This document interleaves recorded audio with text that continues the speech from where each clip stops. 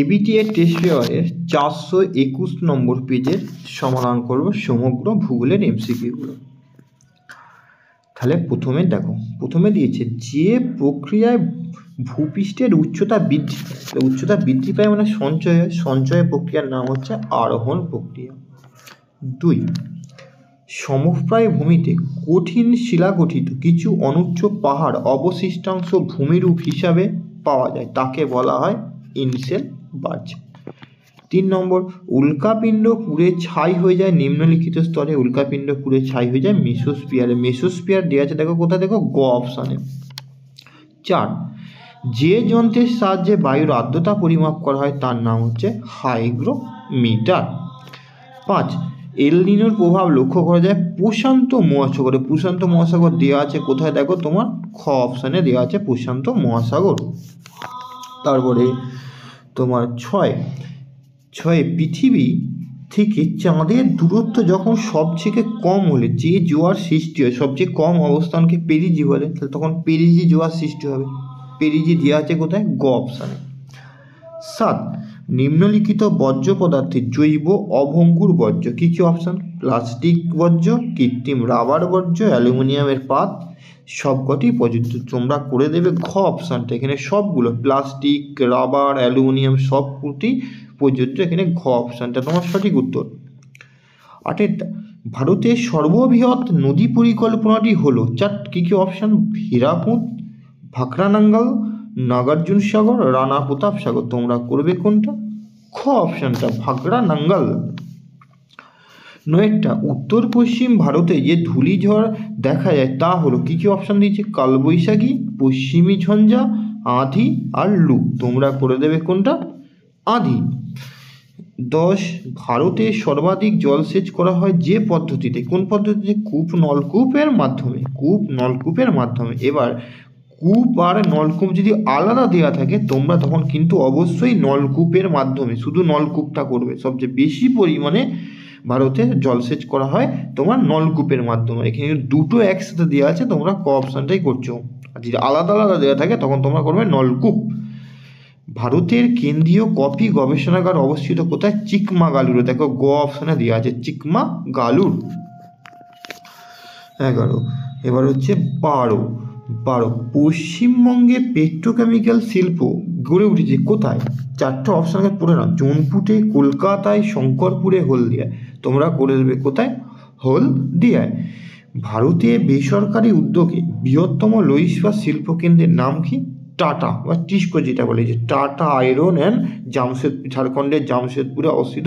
এটা বেসরকারি উদ্যোগে সবচেয়ে বৃহত্তম। আর বেসরকারি পরিবর্তে সরকারি হতো তখন তোমরা করবে কোনটা, ভিলাইটা। টোপোগ্রাফিক্যাল মানচিত্রে সমন্বিত রেখা অঙ্কন করা যে রঙের মাধ্যমে, সেই রঙের নাম কি, বাদামি। ক অপশানে দেওয়া আছে বাদামি। এবারে 2 নম্বরগুলো শুদ্ধ অশুদ্ধ নির্ণয় করো 6টা।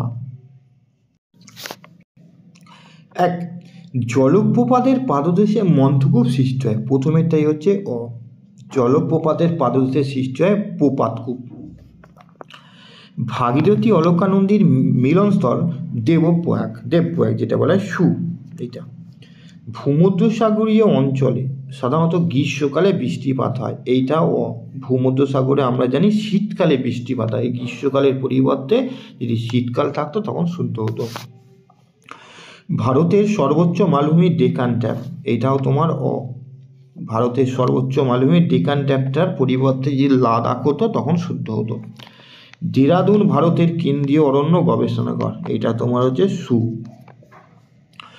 ভারতে বৃষ্টির জল সংরক্ষণে অগ্রণী রাজ্য কেরালা, এটা হচ্ছে অ।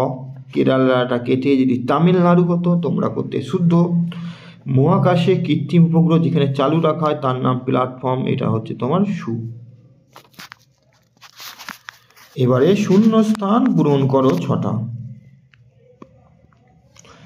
ফানেল আকৃতির চওড়া নদী মোহনাকে বলা হয় কি, বলা হয় খাঁড়ি। ক্ষয়চন্দ্র আকার ঢয়ে শূন্য রয়ে অশ্বই। 2, মরু অঞ্চলে বায়ুর ড্যাশ কার্যের ফলে মরুদ্যান সৃষ্টি হয়, অপসারণ কর্তৃক ক্ষয়। অপসারণ কর্তৃত ক্ষয় লিখে দেবে, অপসারণ ক্ষয়ের দ্বারা লিখলে হবে শুধু। বায়ুচাপের ঢাল বৃদ্ধি পেলে বায়ুর গতিবেগ কী হবে? বৃদ্ধি পাবে। তারপরে চারেরটা, ড্যাশ স্রোত সমুদ্র তলের উপরিভাগ দিয়ে, এটা হচ্ছে উষ্ণ স্রোতের আরেকটা নাম হচ্ছে বহি, যে কোনো একটা লিখবে তোমরা। শীততাপ নিয়ন্ত্রক যন্ত্রে ব্যবহার করে বায়ুমণ্ডলে ড্যাশ গ্যাস নির্গত হয়, এটা লিখে দেবে সিএফসি। বায়ুমণ্ডলে সিএফসি গ্যাস নির্গত হয়। ক্রান্তীয় পূর্বালি যে ড্যাশ বায়ুকে ভারতে আসতে বাধা দেয়, এটা লিখে দেবে মৌসুমী।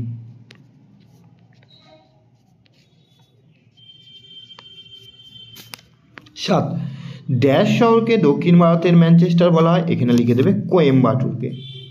কয়ে ওকা উন্তস্বয়ে একা ময়ে বয়ে আকা টয়ে ওকা র বা টয়শো র, কোয়েম্বাটুর।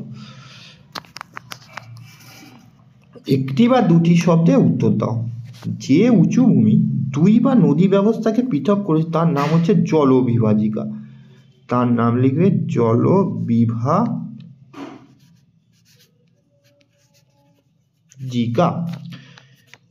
বায়ুমণ্ডলে কোন স্তর দিয়ে জেট বিমান চলাচল করে? স্ট্র্যাটোস্ফিয়ার।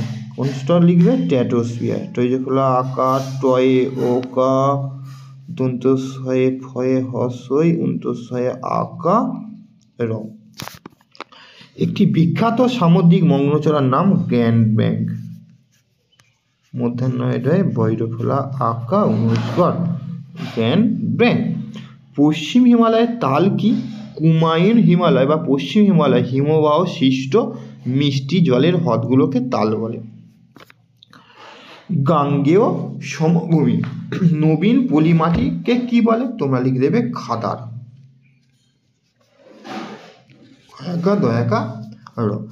ভারতের একটি জাইদ ফসলের নাম আউশ ধান।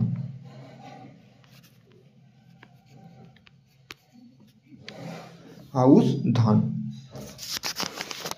তারপরে তোমার নেক্সট, কোন মৃত্তিকা কার্পাস চাষের? এটা কৃষ্ণ